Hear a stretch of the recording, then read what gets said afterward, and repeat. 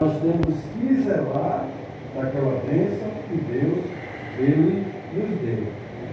E se acontecer de Deus permitir que Satanás venha a tirar, a destruir, todavia o Filho de Deus, ele dirá o mesmo que já disse: Deus deu e Deus tomou. Bendito seja o nome do Senhor. E a Bíblia diz que em tudo Jó foi fiel a Deus, ao ponto de Deus vir e dar o que ele tinha. Deus deu antes o que ele tinha, tudo de bens. Deus deu para ele em dobro. Deus deu para ele e foi uma bênção dobrada para Jó. Veja só aqui. Então ele compreendeu, e depois ele fez outra pergunta. Pastor, mas me diga uma coisa: Deus mata? Perguntou para mim: Deus mata? Porque o irmão disse que Deus mata. Eu disse para ele que Deus não mata ninguém, não. Eu disse também vai depender. Vai depender.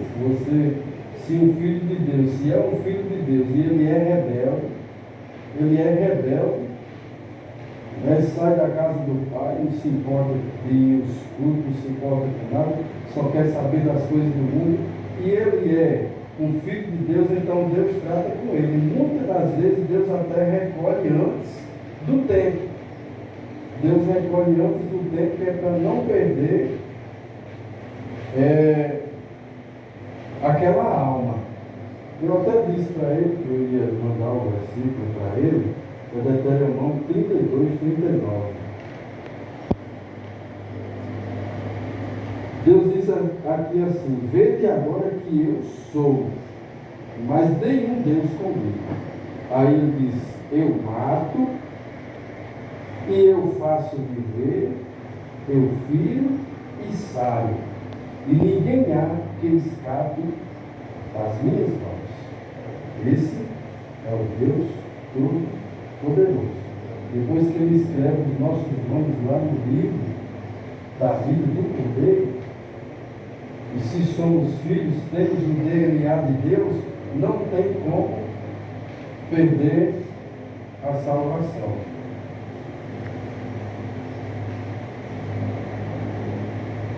Eu até queria outra coisa aqui, mas fugiu.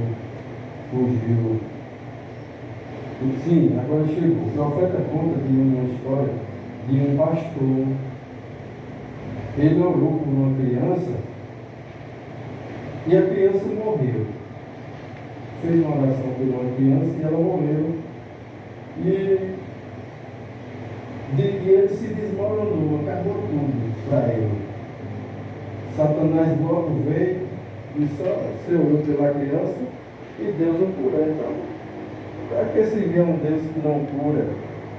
E ele deu ouvidos àqueles arrazoamentos, e o que foi que aconteceu? Foi para casa. O profeta disse que ele pegou a Bíblia, os seus cadernos de anotação e jogou tudo fora na lata do lixo. Foi lá no mercado, comprou uma caixa de cerveja, colocou uma mesa ali na frente da porta e começou a beber.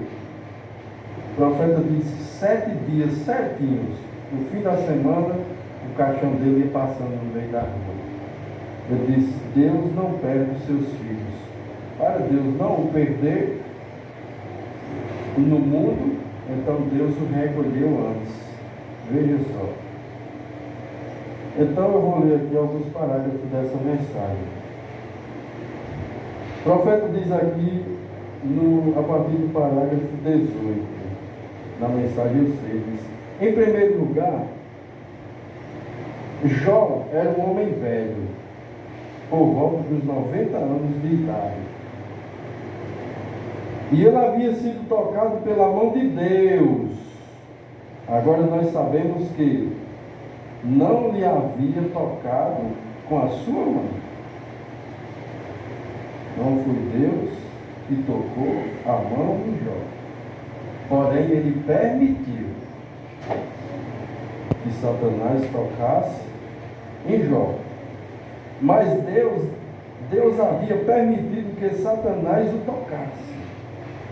Deus, olha o que o profeta disse aqui, uma coisa tremenda. Ele disse: Deus simplesmente tem agentes para fazer as coisas. Deus tem agentes para fazer as coisas, para fazer os seus mandados. Deus querendo que o mal seja feito. Que coisa tremenda isso aqui. Deus querendo que o mal seja feito. O profeta diz: ele mesmo solta Satanás para fazê-lo. Porque o profeta disse que Satanás ele é como um cachorro na corrente. Deus anda com ele na corrente. Cachorro bravo.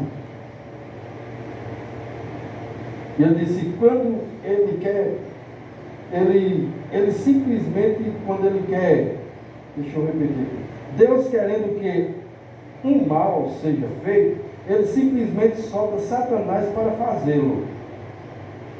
É um espírito mau da parte do Senhor para esbofetear aquela pessoa. E se ele deseja que o bem seja feito, ele tem os seus servos que ele solta para fazê-lo também. Aleluia! Amém? É. Então ele soltou, permitiu que Satanás tocasse na vida de Jó.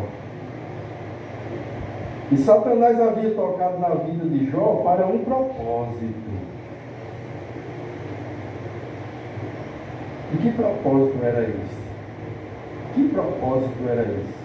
O profeta diz: era para testá-lo. Para testá-lo. Porque ele e Deus havia tido um debate. E Deus disse a Satanás que eu tenho um servo na terra. Eita! Veja o que Deus testificando de Jó para Satanás. Eu tenho um servo na terra. E não existe ninguém como ele. Seja o que for que eu lhe digo, ele o faz. Tudo que eu digo para Jó fazer, ele faz. Ele é um homem perfeito, um homem justo. Agora veja como Satanás é terrível, é sutil. Satanás disse: se tu me deixares tê-lo nas minhas mãos, eu farei com que ele te amaldiçoe diante da tua face. Eu farei com que ele te amaldiçoe se o Senhor colocar ele nas minhas mãos. Mas Deus tinha uma confiança muito grande em Jó. E Jó, sem saber que todas estas coisas haviam acontecido, Jó estava inocente. Aquilo levou o patriarca a uma angústia muito profunda. Mesmo assim, de algum modo, quando ele ficou sem nada,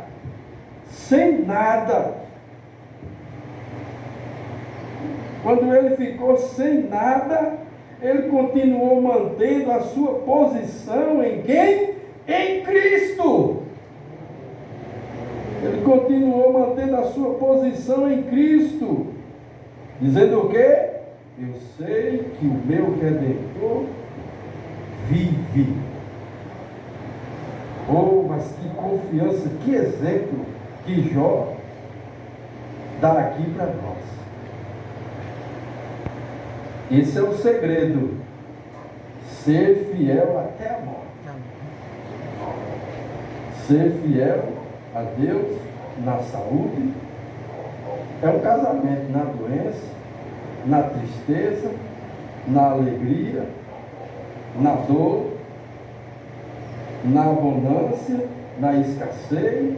Eu sei que o meu Redentor, Ele está vivo. Ele está vivo e está vendo o que é que eu estou passando.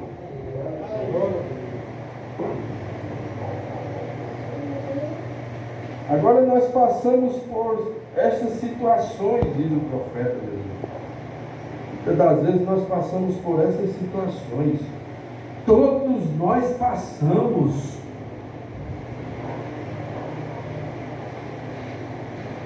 Alguns aqui até já passou pelo vale da sombra da morte. Alguns aqui já passaram pelo vale da sombra da morte. Veja, o profeta disse: eu creio que hoje estamos todos reunidos aqui para algo com aquele mesmo propósito. Estamos todos em montes de cinzas. Nós temos nossos problemas. Quem é que não tem problema? Quando eu fui orar lá naquele postinho, dar uma pequena palavra lá, deixei ele ciente, sempre terá tumulto aqui, nunca vai faltar. Aqui é o postinho de saúde, sempre vai ter, vocês vão lutar com pessoas doentes. Tem pessoas que chegam doentes, enfermas, e elas são até mesmo mal educadas, querem ser atendidas de qualquer forma, nem às vezes nem entendem a posição que o médico está, o enfermeiro está, o que ele quer ser atendido. Muitas das vezes são mal educados. Então vocês vão passar por tudo isso.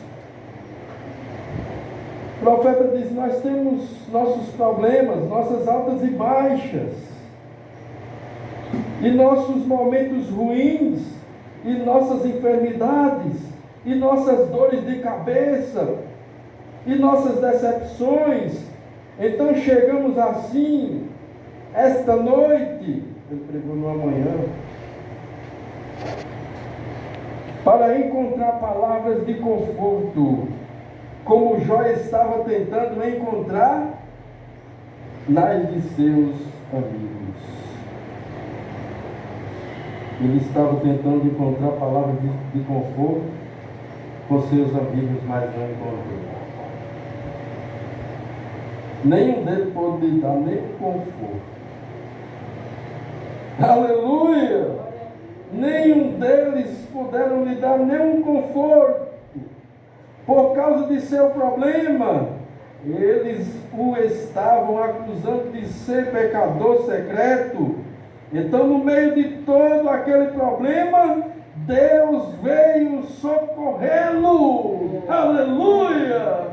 Porque Ele é o nosso socorro, bem presente na hora da angústia, na hora dos problemas, na hora das dificuldades, na hora das lutas, na hora das dores.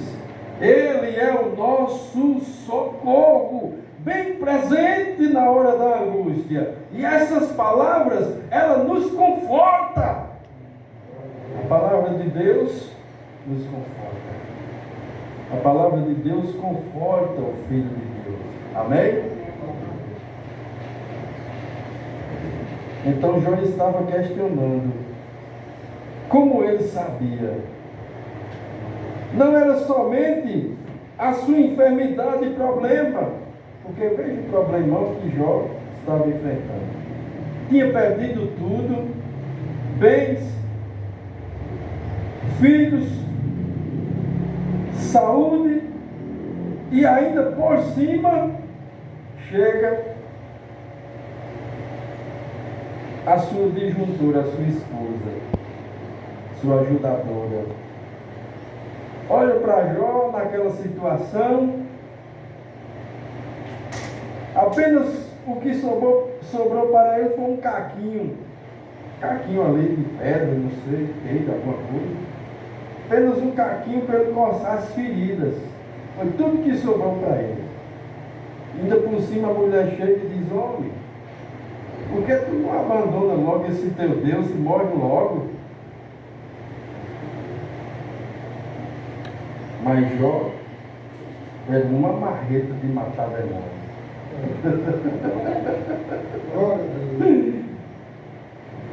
Jó era uma marreta de matar demônio. Ainda que os vermes devorem todo esse corpo. Todavia, Jó disse: com os meus olhos eu verei a Deus. Mulher, eu sei que o meu Redentor está vivo. Eu sei que Ele está me olhando. Eu sei que esse quadro vai mudar.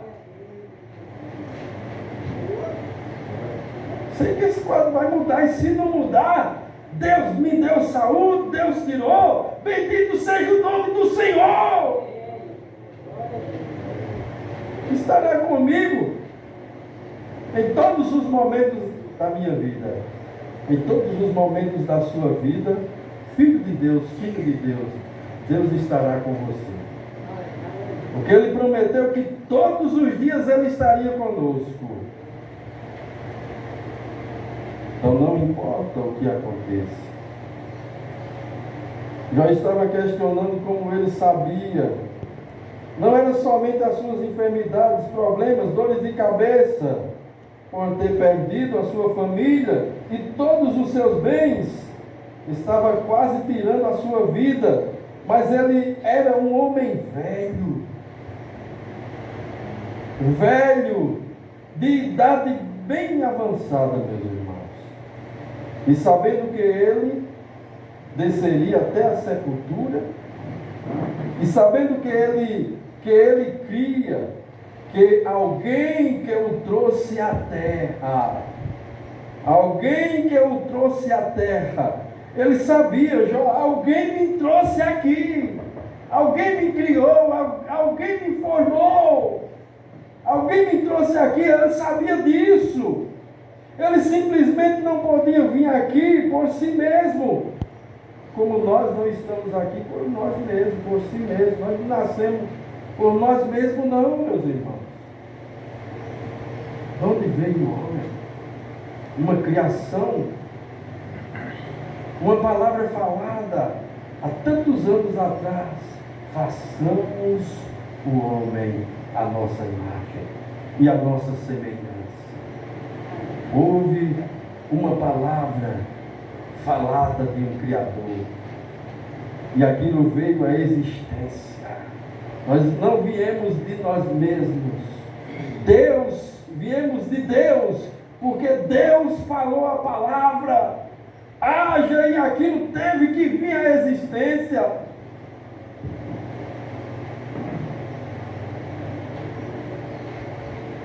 Ele disse: a hemoglobina vem do homem, né? Mas o espírito que é posto naquela criança vem de Deus. Aleluia! Vem de Deus. Deus é que dá o fôlego da vida. É o Criador. Veja, ele simplesmente não podia vir aqui por si mesmo. Ele sabia que ele tinha vindo de um pai e uma mãe, mas ainda assim aquele pai e mãe tiveram que ter alguém para fazê-los. E isto voltará lá atrás ao original. Quem o trouxe primeiro? E então ele se preocupou com isso. É uma coisa estranha eu estar aqui, andando ao redor, uma vida superior à de um animal, a uma vida superior à vida de uma planta, mas encontramos ainda o que ele disse: veja, se a árvore morrer, ela vive novamente. E se uma flor morre, ela vive novamente. Mas ele disse: o homem deita, ele rende o espírito. E onde está ele? Para onde vai ele? Seus filhos vieram lamentar sobre ele e prestar homenagem, e ele não percebeu aquilo. E ele estava querendo saber qual era o problema, que Deus deixaria uma vida como aquela viver novamente, tal como as flores e plantas. Mas não podia um homem viver novamente. Tudo isso lhe perturbava. E se apenas extraíssemos Veja, conclusão nesta noite. E é para isso que estamos aqui. Nós ouvimos a história da Páscoa muitas e muitas vezes, e a lemos de um lado a outro. E hoje, em seus programas radiofônicos, você ouvirá diferentes ministros abordar isso. Mas o que eu pensei para o meu pequeno grupo que o Senhor tem me dado nesta noite, eu trarei isto de um ponto de vista diferente, se eu puder, chegando a um lugar. Por que passamos por estes problemas? Ele diz, porque passamos por tantos problemas, vamos dizer. O que faz essas coisas virem? Por que deve um cristão alguma vez ficar atordoado? Por que, meu Deus? O cristão ficar atordoado? Porque tudo simplesmente não corre perfeitamente para um cristão. Porque muitas das vezes as coisas não correm ou não ocorrem perfeitamente nas nossas vidas. Muitas das vezes, por que isso? Se somos cristãos, se somos filhos de Deus. Mas isso não acontece, e nós sabemos disto. Porque fomos advertidos por Jesus. Jesus disse que no mundo teríamos aflição. Se não queremos ter aflição aqui, então temos que partir para o outro lado. Quando estivermos aqui, nós teremos aflições. Quando estivermos nesse corpo, nós teremos aflição. E às vezes temos mais problemas quando nos tornamos cristãos do que tínhamos quando éramos pecadores. Às vezes, quando a gente se torna um cristão, a gente tem mais problema do que quando era um pecador, quando não era crente. Naturalmente está escrito, muitas são as aflições dos justos. Aleluia! Mas veja o que eu disse aqui, mas Deus os livra de todas. Aleluia! Deus os livra de todas. Deus prometeu muitas aflições, sentimentos estranhos e coisas estranhas que poderiam estar além de nossas concepção. Mas isto sempre contribui para o nosso bem. Aleluia! As aflições que nós passamos aqui na terra, ela contribui para o nosso bem. As aflições que você passa, irmão, irmã, contribui para o seu bem. Apenas não podemos entender isso, porque se entendêssemos, então isso não seria de fé para nós. Nós seguiríamos com uma compreensão, mas nós o fazemos, e nós temos isto, e cremos em sua palavra pela fé, que isso produzirá alguma coisa boa para nós. Aleluia. Aleluia. O cristão, ele tem que ser ter discernimento. Quando está passando por uma prova, ele tem que ter discernimento. Eu vou ver o que eu vou tirar de bom daqui desta prova, desta luta que eu estou passando. Vou ver o que eu vou tirar de bom, o que vai acontecer de bom para mim. Então ele está sendo grato ali a Deus. E a gratidão gera mais bênção ainda. Quanto mais você ser grato a Deus, mais você é abençoado. E quanto mais sermos ingratos a Deus, mais os problemas vêm. Quanto mais ingratidão, mais problema. mais luta, mais enfermidade, mais decepção. Mas enquanto mais gratidão, mais bênção de Deus na sua vida. Aquela mulher, eu sempre me lembro daquela viúva de Israel. Só um pouquinho de farinha, um pouquinho de azeite. Foi grata a Deus. E aquilo redundou para ela numa bênção terrível. Ou numa bênção maravilhosa. Aliás, aquilo redundou para ela numa bênção duplicada.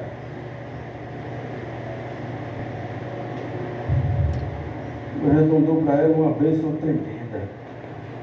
Ela foi grata. Isso é gratidão, ser grato. Jó foi grato. Jó foi grato a Deus em tudo Jó deu graça. Porque Jó sabia que Deus estava cuidando dele.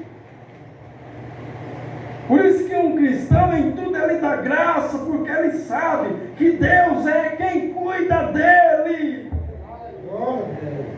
Deus é quem cuida dele, Deus é quem cuida de mim. Eu me entreguei a Ele. Eis-me aqui, Senhor. O Senhor é quem cuida de mim. E confia. Depois que você confia,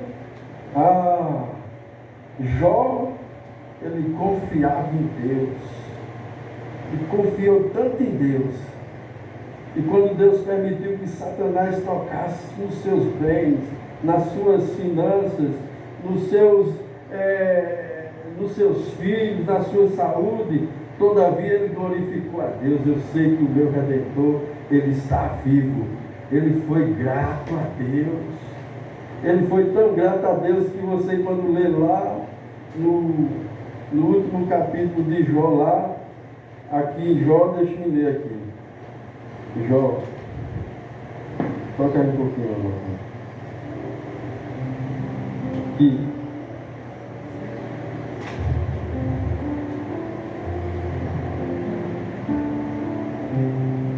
Aqui, Jó, capítulo 42.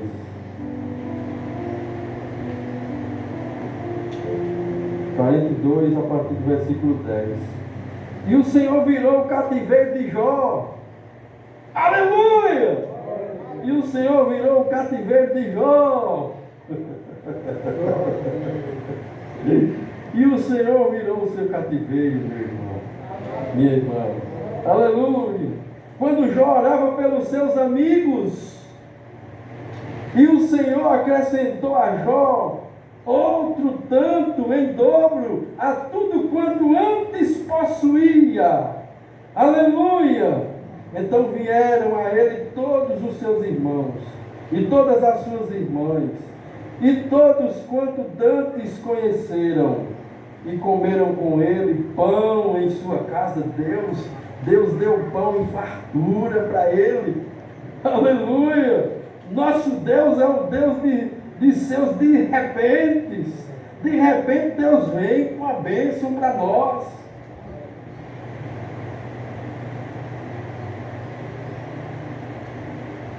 E se condoeram-se dele e o consolaram de todo o mal que o Senhor lhe havia enviado.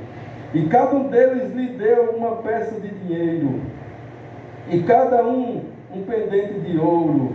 E assim abençoou o Senhor o último estado de Jó, mais e mais do que o primeiro. A bênção da segunda casa é maior do que a primeira. Porque ele teve 14.000 ovelhas, 6.000 camelos e 1.000 jumentas e 1.000 juntas de boi. E também teve 7 filhos e 3 filhas. E chamou o nome da primeira Gemima, e o nome da outra Késia, e o nome da terceira Querem Apuque. E em toda a terra não se achavam mulheres tão formosas como as filhas de Jó. E seu pai lhe deu herança entre seus irmãos. E depois disto viveu Jó 140 anos. Deus deu a saúde de volta a ele, ainda deu mais para ele 140 anos para ele viver. Aleluia! 140 anos, e viveu e viu a seus filhos e aos filhos de seus filhos e até a 4ª geração. Então morreu Jó velho e farto de dia. Aleluia! Por quê? Porque ele foi fiel a Deus. Aleluia! Eu vou deixar só 15 minutinhos para ele falar. Esta escritura está escrita em uma das escrituras na Bíblia aqui. As provas que vêm sobre nós. As provas que vêm sobre nós. Ó, de hoje em diante, vocês vão ser alertados quando vier uma prova. Vocês vão agradecer a Deus pelas provas que vêm para você. Você vai glorificar a Deus quando estiver na prova. Você vai passando pela prova dando glória a Deus. Agradecendo a Deus. Por quê? Porque as provas, a Bíblia diz que elas são mais preciosas do que o próprio ouro para nós. O crente que se for carente, misericórdia. Como o irmão lá disse, meu Deus, misericórdia, Deus mata. Deus mata. Pois é Deus nos dando, diz o profeta, é Deus nos dando estes testes. E depois que nos tornamos sua propriedade, você é propriedade de Deus. Nós somos propriedades de Deus. Quando nós se tornamos propriedade de Deus, nossa confissão, nosso batismo, nossas promessas para andarmos em vida para com Ele, nós prometemos o nosso batismo ser fiel até a morte. Se for preciso, você dará a sua própria vida por amor a Cristo. Então, no meu batismo eu disse, se for preciso, eu dou a minha própria vida por amor a Cristo. Então, depois daquilo, perante a sua confissão, o batizador diz, eu te batizo em nome do Senhor Jesus Cristo. Aleluia! Eu te batizo em nome do Senhor Jesus Cristo. Batizador tem revelação, viu? Batizador que não tem revelação, ele diz, eu te batizo em nome do Pai, do Filho e do Espírito Santo. Só os títulos. Ele não usa o nome do Pai, do Filho e do Espírito Santo como Jesus exigiu em São Mateus 28, 19. Ele diz, batiza em nome do Pai, do Filho e do Espírito Santo. Ele exigiu o nome do Pai. E os discípulos, cheios do Espírito Santo, com o seu entendimento aberto, no dia de Pentecostes, foi revelado para ele, ou para eles, o nome do Pai, do Filho e do Espírito Santo, que é Senhor Jesus Cristo. Pai, Senhor, Filho Jesus e Espírito Santo Cristo. Então os apóstolos, eles não desobedeceram a Jesus, eles obedeceram ao mandamento do Senhor Jesus Cristo. Então aqueles que são batizados em nome do Senhor Jesus Cristo, esse sim é batizado em nome do Pai, do Filho e do Espírito Santo. Aleluia! Eita, mas Deus nos deu estas coisas. Ele ocultou nos olhos dos sábios e entendidos e revelou para os pequeninos. São Mateus 11, a partir do versículo 25. Jesus disse: graças te dou, ó Pai, Senhor dos céus e da terra, que ocultaste essas coisas aos sábios e entendido e revelou aos pequeninos. Pedro era um pequenino que tinha sido revelado o nome do Pai, do Filho e do Espírito Santo para ele. Paulo era um pequenino que foi revelado para ele o nome do Pai, do Filho e do Espírito Santo. Filipe era um pequenino que foi também revelado para ele o nome do Pai, do Filho e do Espírito Santo, que é Senhor Jesus Cristo. Nesse nome saem os pecados. Nesse nome o inferno estremece, os demônios são expulsos, as enfermidades desaparecem, porque a Bíblia diz que Ele levou sobre si as nossas enfermidades, os nossos pecados, foi Ele quem carregou. Tudo foi Ele. Tudo foi Ele. Mas muitos dizem, mas Ele é o Filho de Deus.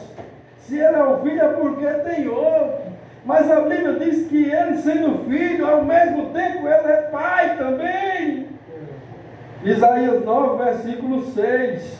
Ele é o Pai da eternidade. E quem é o Pai da eternidade, meu Deus? O Pai da eternidade é Deus. Então Jesus é Deus forte, é o Pai da eternidade, é o Príncipe da paz. E João diz: filhinho, sabemos que o Filho de Deus é vindo e nos deu entendimento para conhecermos o que é verdadeiro. E ele diz: no que é verdadeiro nós estamos, em seu Filho Jesus Cristo. Aí ele diz: você sabe quem é Jesus Cristo? Ele diz: esse é o verdadeiro Deus e a vida eterna. Quem tem Jesus tem tudo. Quem não tem Jesus não tem nada. Quem tem Jesus tem o Pai. Quem tem Jesus tem o Espírito Santo. Porque Jesus disse: eu e o Pai somos um. O Pai que habita em mim.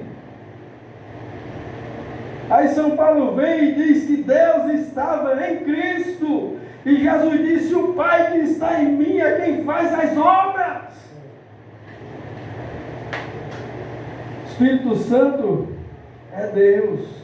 O Consolador é Deus.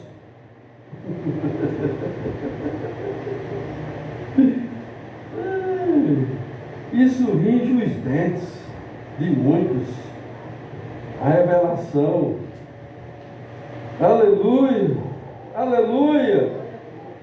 Então essa farsa, essa doutrina maligna da Santíssima Trindade, 3 pessoas distintas, 3 Deus, doutrina que coloca Jesus como uma segunda pessoa, misericórdia, onde a Bíblia diz que ele próprio disse em Apocalipse 1, versículo 11, eu sou o primeiro e o último.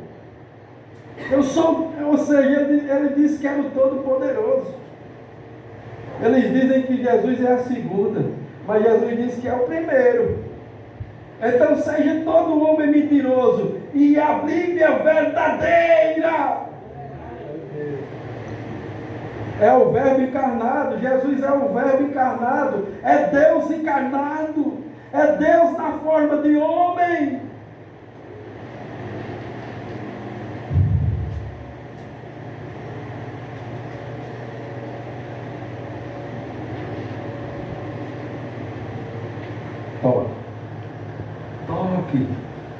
Toque.